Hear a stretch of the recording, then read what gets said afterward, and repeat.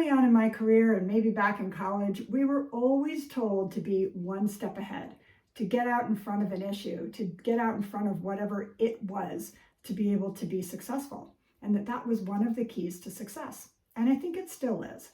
But I'm here to share a few thoughts with you on one of the other parts of this, and that is the ability to step back, to take a step back for a couple of reasons. Stepping back gives you a broader perspective. You can see the periphery and begin to notice things that you couldn't see when you were in this kind of forward position. It allows you to check out the landscape and see nuances and patterns of behavior and actions that may be working for you, may not be working for you, and also see new possibilities around the periphery that may actually be better for you and your team if you have one.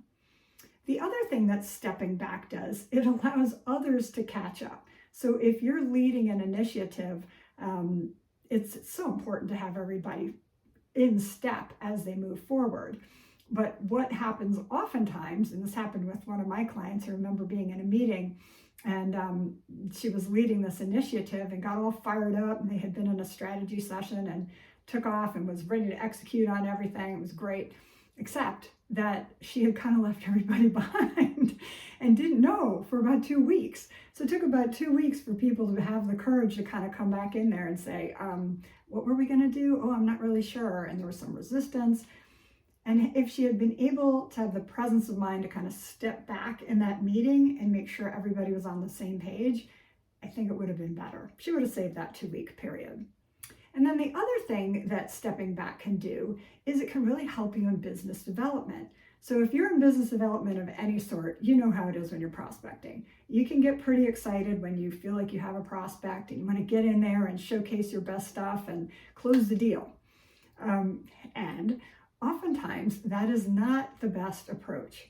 Most of the time what we need to do is kind of check ourselves, take the reins a little bit, and sit back, step back in the conversation and slow things down. Really listen to what the prospect needs, what their objectives are, what success would look like for them, why that's even important for them, and really get all of that kind of information together before we begin to offer our solution.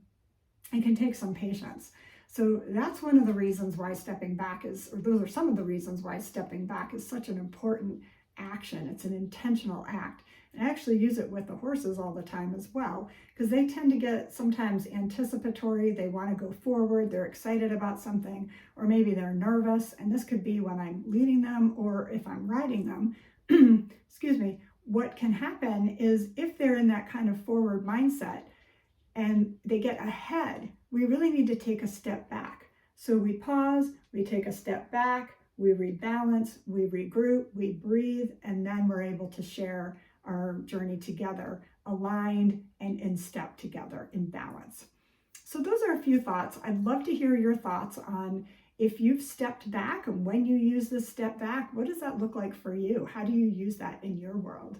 Thanks so much. You can drop a comment below and I look forward to hearing them. Thanks.